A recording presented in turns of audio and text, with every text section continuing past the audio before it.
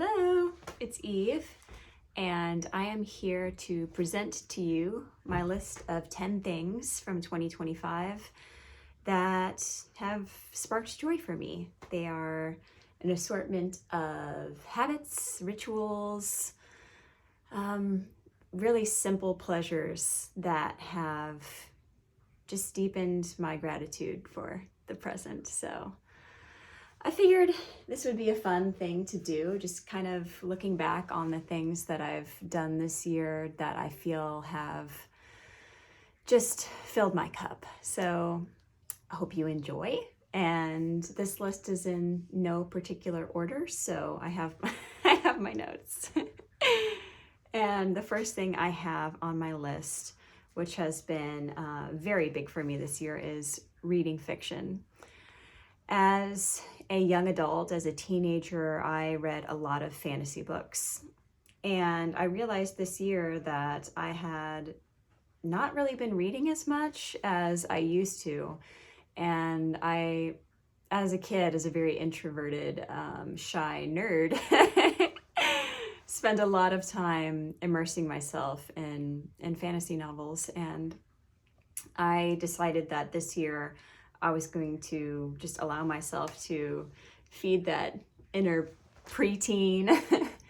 And so reading has been huge. And in my adult life, I was reading a lot of like self-help, more serious type novels, and those are very helpful and therapeutic.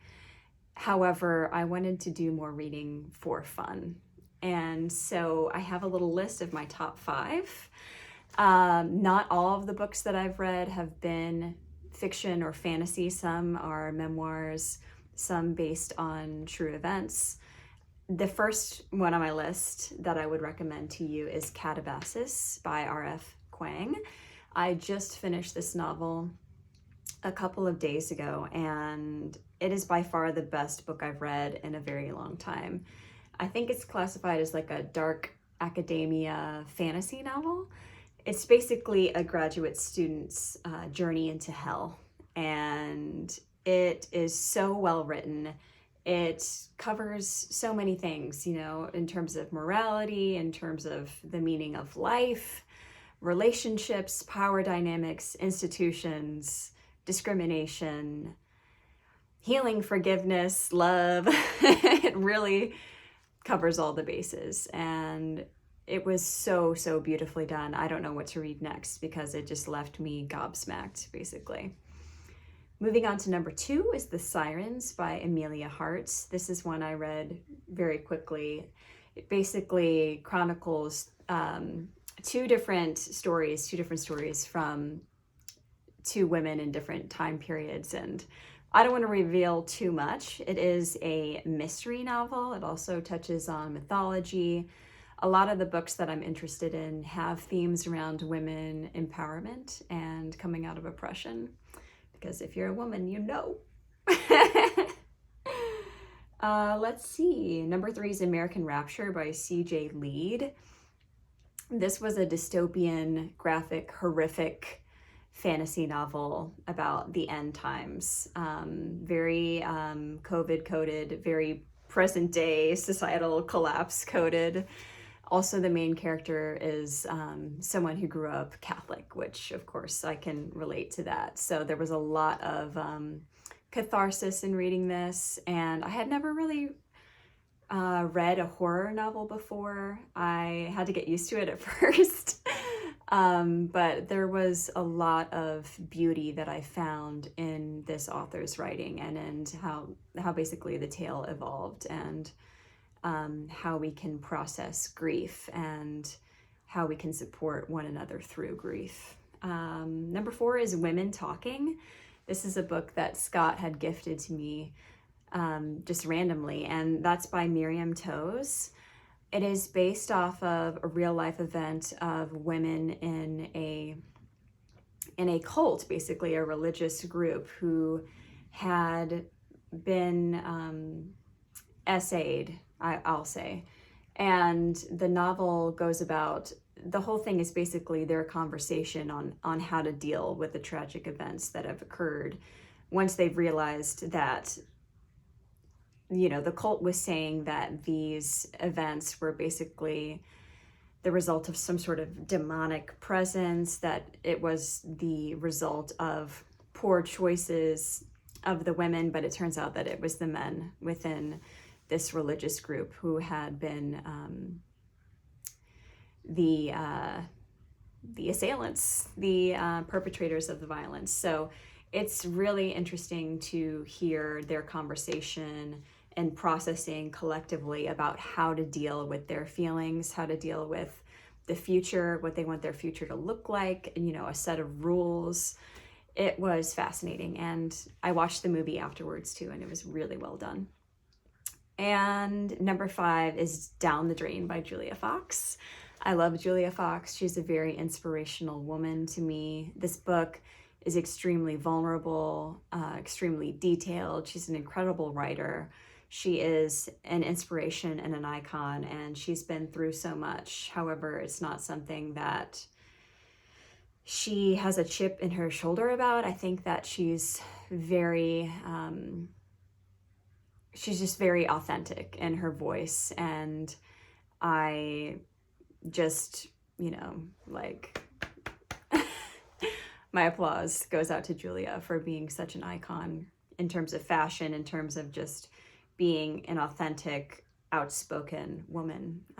So that's a wrap for my first item on the list for 10 things this year that have sparked joy: reading fiction or reading books in general for fun.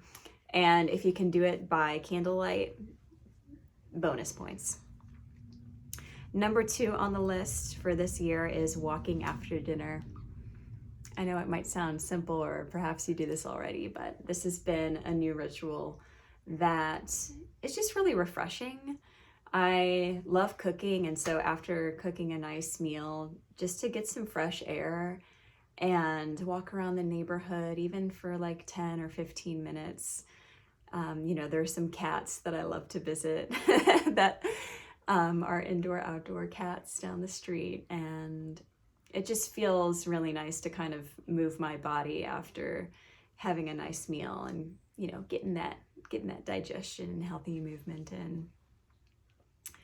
Number 3, so this is a morning ritual that I've developed, and when I'm talking about these things, it's not about doing them perfectly every day. I just want to say that because, there's a part of me that loves to aim for perfection. However, these things, I aim to do them most of the time, most days, because they fill up my cup. They make me feel good. So this morning ritual is very important to me. It's journaling and doing a tarot reading for myself. So I like to just write a full page in my journal, and it'll basically start with me recounting my dreams from the night previous. And I remember my dreams very vividly, often having, multiple dreams per night. So I think it's important to revisit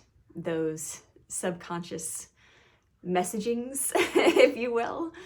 And so I'll usually discuss the dreams and how I was feeling in the dreams. And I won't dive into analyzing them too deeply, but just allow myself to kind of re-enter that world and see how it feels. And then it's basically stream of consciousness writing. Sometimes it's just about what's been happening or how I'm feeling currently.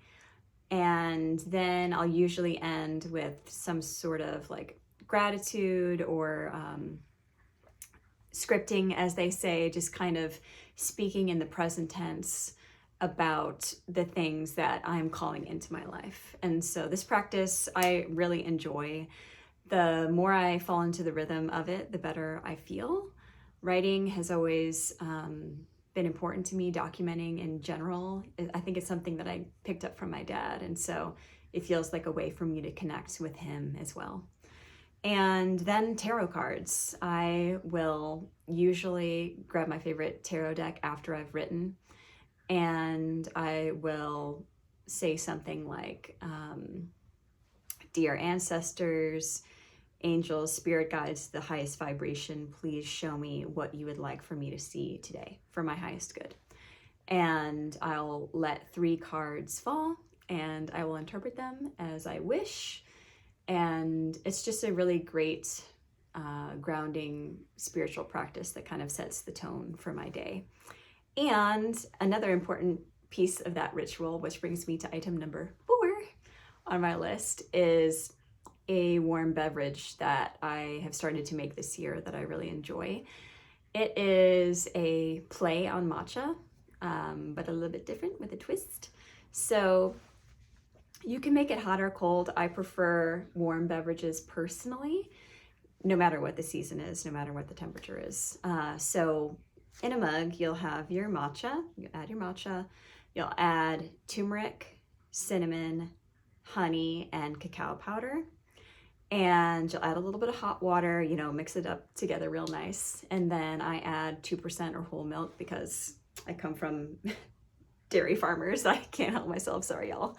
And then fill the rest with hot water. And it's just a beautiful, delicious, cozy drink that, has antioxidants and anti-inflammatory properties. And yeah, I do coffee too, but I prefer to start with my little matcha ritual. Moving on to number 5, Feng Shui. I have always been very particular and passionate about the space where I live. I love a tidy home. I love for everything to be intentional.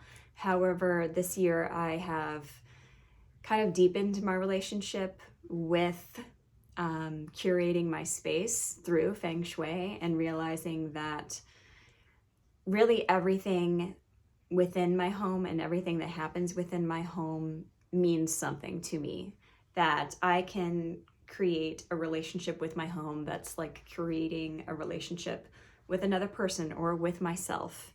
And I do really believe that our space reflects our relationship to life in so many ways. And so I've gotten a lot more intentional and have made shifts in my space to free myself, basically, to nurture and care for myself and my relationships and my relationship, with my partner, with wealth, with creativity, with my femininity.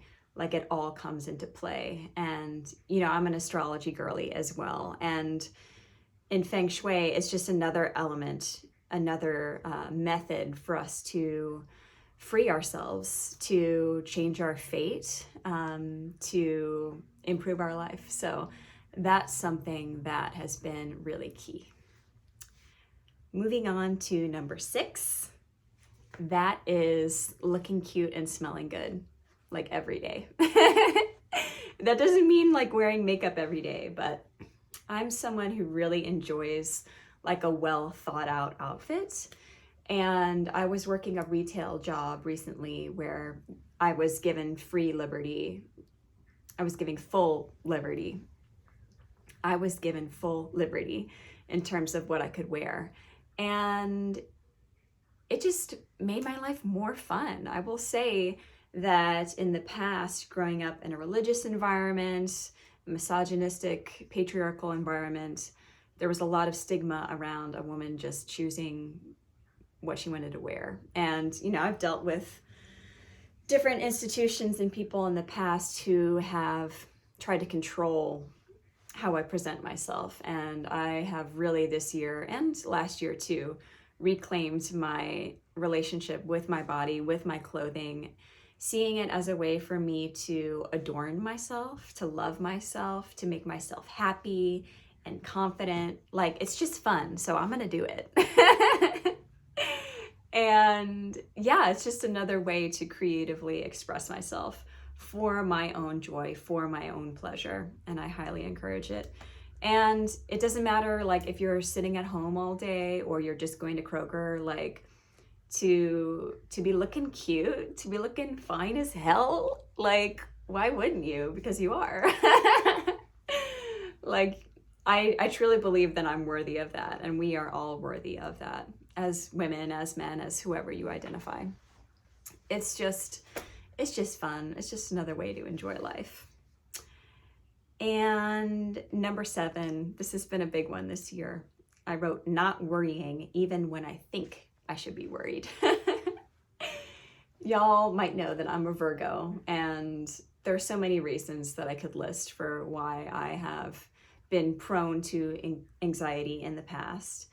However, this year has really challenged me to sit with circumstances that usually would send me in a tailspin, and to remind myself that even though there might be like a negative balance in my bank account, I don't have to panic. And just kind of sitting through that and watching how my trust in myself and the universe and the people who love me, like how that has radically transformed my relationship to my nervous system, and really embodying this belief that my energy and my nervous system dictates what comes in for me and what I see. And so even having those moments where I literally had no money, like negative amounts, and being in a place of trust and finding ways to make it through without, stressing myself out too much. If I can do it, you can do it, I promise. And number 8, I have Facebook Marketplace. That might seem like kind of a basic one, but I love thrifting. I love like antiques and vintage things. I love repurposing. And a lot of the things that I have in my home, I've found on Facebook Marketplace. I love selling things on Facebook Marketplace as well. It's like treasure hunting, and I always find really great, unique items that I didn't know that I needed. And so that's been another thing that is just like a little hobby, a little pastime of mine that I find really enjoyable, and it's sustainable. I don't need to buy like a new thing for every need. So, Facebook Marketplace is the new Craigslist, basically. Number 9 is at-home Pilates workouts. Last year was my weightlifting year. Last year was my work through my rage by pumping iron and listening to metal, which was totally needed and fabulous. And this year I was working a lot more. I had less time. I was feeling like I wanted to be stretching more as I was working out and working on my flexibility. And I do at-home Pilates workouts through YouTube. And my favorite channel is Move with Nicole. I'll basically do a 20-minute Pilates workout 2 or 3 times a week. And other than that, I'm just walking a lot. And I will say that that has been really, really lovely. Oh, I also play basketball with Scott, which is fun too. But with the at-home Pilates, you're saving just so much money and time. And I really have noticed a difference. It's a workout that makes me feel so satisfied and balanced internally. And so I highly recommend that. You don't need a really pricey Pilates studio membership in order to get results. Even doing it just a couple or a few times a week, just having that consistency and making that time. 20 minutes. If I can do it, you can do it. And this is my final item on the list. My final item on the list for things that have filled my cup and sparked joy this year is number 10, saying less, but also saying more. We love a paradox.